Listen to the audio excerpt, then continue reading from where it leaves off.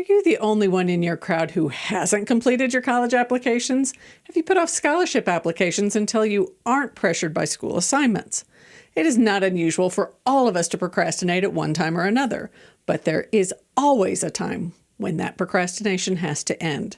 It is time to jump on your applications and college scholarships. So let's talk through how to get started. Hi, I'm Margaret Meek, and this is How to Get Your Applications Together.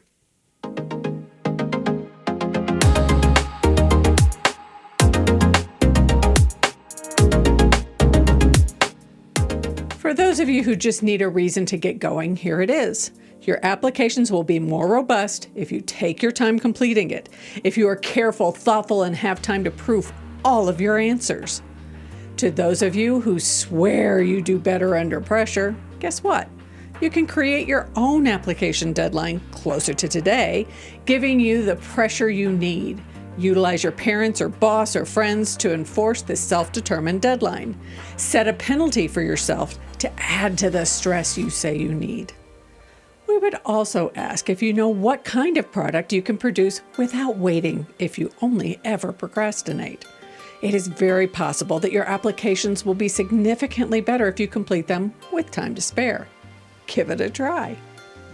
Let's start with college applications. Suppose you have not yet decided where you want to apply. Figure out why not. Are you hesitant to send an application because of questions about your qualifications? Is the cost of college holding you back? Each of these questions leads to the fact that you need to start your trek with research. Talk to the admissions counselor or financial aid office representative for any school to ask the questions you need to have answered to spark your productivity. They are paid to help, so ask them to offer the information they possess. Do you think the essay or application process is an issue for you? The application for any college asks for the same information: demographic, reflections of your activities, employment, sports, and awards, and then short answer or essay questions, or both. While it may take some time to get the details together on your involvement, filling in those spaces on the application is easy. And you can do them in blocks of time you have available. You don't have to complete your application in one sitting. Break down the application and do bits at a time so you have fresh eyes when you return to add the next section. As for the essay or short answer questions, here are 3 pieces of advice. 1, the point of the essay is to learn more about you. Focus on who you are and what you have learned or look forward to learning. Most prompts allow you to lend your stories to them. 2, don't try to write an essay you think the admissions committee would like to hear. You don't know them, so you can't anticipate what they want to hear. Say what you need to say. And 3, utilize your resources to make the essay as strong as possible. Have your English teacher look over your draft. Ask your friends and family to look it over to make sure it reflects who you are. Then proof it for grammar and punctuation.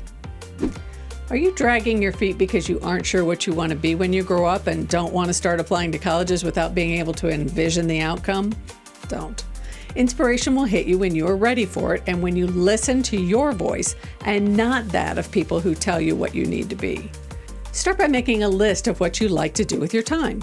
List what you like to read, where you're most comfortable, for example, outside versus inside, large office versus small office, big city versus small town, and any considerations that would make or break your career choice. Then start taking classes in whatever college you select that clarify the decisions you could make. Newsflash: you don't have to decide your major before you start college. Most people alter their choices either as a major or by finding a different focus once they start classes. It is better to have confirmation of what you want to do than to complete a slew of courses in a discipline that doesn't ignite your mind. One quick warning: you have several elective hours in any major that can help you figure out what you want to be. But keep in mind that at some point you will need to choose a major. Then you can steer your coursework appropriately. If you are putting off your applications because you aren't feeling called to a 4-year school, start looking for a community college, trade school, certification program, or apprenticeship that will help you get where you want to go. Applications for these programs are dependent on the competition for the slots, but generally, you can apply closer to the date the course begins. This gives you some time to work on your plans and application. Now, if your real reason for not completing an application is that you know the due date isn't for 3 or 4 more weeks, so you don't have to rush, just know that late applications are not accepted. Excuses for not filing before the deadline, such as a power outage, heavy traffic, or your dog ate your computer, are not accepted as reasons for a late application. So don't back yourself into a place where you miss your opportunity. Break everything down so you can complete chunks of the application a bit at a time. Fill in your demographics, then your activities, awards, and employment, then write and load your essay. By breaking down the application, it is easier to complete and proof with a fresh outlook, and you can gain steam as you get closer to the conclusion. Instead of waiting to climb a huge mountain, climb a hill every day until you meet the elevation necessary to complete your application. If you are applying to more than one school, make sure that before you hit send, you have reviewed every submission to ensure you don't have the wrong school's name in any of the applications. No matter your reason for dragging your feet, the bottom line is that you need to hit send on every application more than 2 or 3 days before the due date. Give yourself time to deal with issues should they arise. When it comes to scholarship applications, putting them off costs you money. But the good news is that another scholarship deadline is always on the horizon. Check with the schools that send you an acceptance letter and see how much they will give you in merit aid or scholarships. Then once you agree to attend a specific school, contact their financial aid office to determine how you can access scholarship applications administered by that college.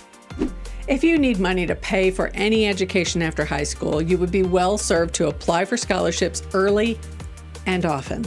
Sign up for a scholarship search engine, speak with your high school counselor, search for a topic-specific scholarships like playing the bagpipes, and speak with your parents, any employer of members of your family, organizations to which your family is a member, or organizations that advertise that they support student education.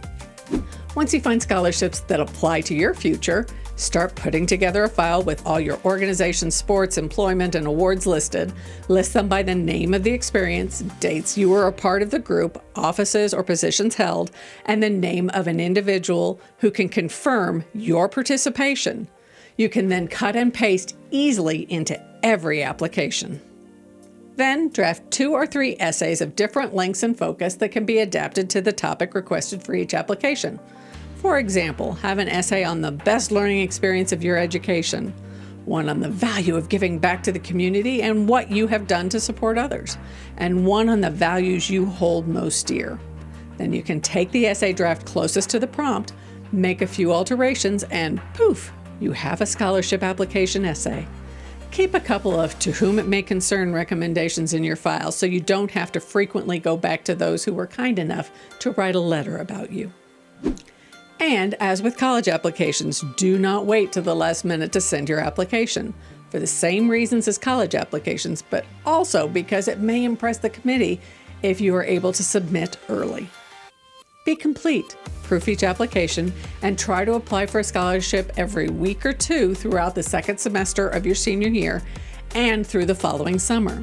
Break the job into bite-sized pieces and keep working.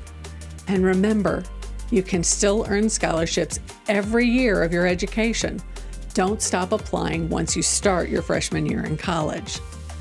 And as obligatory for all Nest videos this time of year, file your FAFSA. Do it as close to October 1st of your senior year and every year in college, freshman to junior years, as possible. When it comes to FAFSA monies administered by each college, first come, first serve is always in full force. Nothing is served by putting off your future any further. The amount of work that needs to be completed doesn't change. The amount of time you have to be thoughtful, careful, and complete does. Get over your reasons and excuses and get busy. If you found any of this information useful, hit the like button or perhaps subscribe. And if you have any questions, let us know in the comments below.